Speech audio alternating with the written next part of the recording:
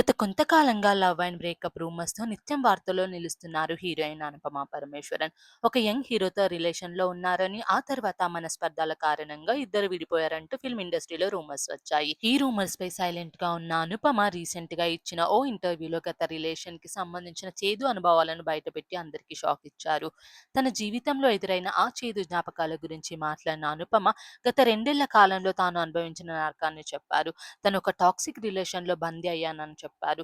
తన మాజీ లవర్ ఒకరోజు రెమోలాగా ఎంతో ప్రేమగా, ఆప్యాయంగా ఉంటూ ప్రపంచంలోనే ఉత్తమ వ్యక్తిగా కనిపించేవాడని, కానీ మరుసటి రోజే విక్రమ్ అపరిచితుడు మూవీలో క్యారెక్టర్‌లాగా అత్యంత దారుణంగా, క్రూరంగా ప్రవర్తించేవాడని, మళ్ళీ ఆ తర్వాత రోజు చిన్న పిల్లాడిలా ఏడుస్తూ క్షమాపణలు కోరేవాడని, ఈ సైకిల్ నిరంతరం రిపీట్ అయ్యేదని, ప్రేమ పేరుతో తన జీవితంలోకి వచ్చిన ఆ వ్యక్తి క్రమక్రమంగా తనను పూర్తిగా కంట్రోల్ చేయడం ప్రారంభించాడని అనుపమ చెప్పారు.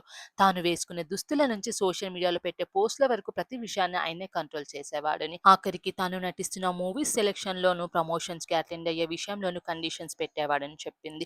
తన కెరీర్‌లోనే బిగ్గెస్ట్ హిట్ సాధించిన 'డ్రాగన్' మూవీ ప్రమోషన్స్‌లో కూడా ఈ తీవ్రమైన మానసిక ఒత్తిడి కారణంగానే అటెండ్ అవ్వలేకపోయాను.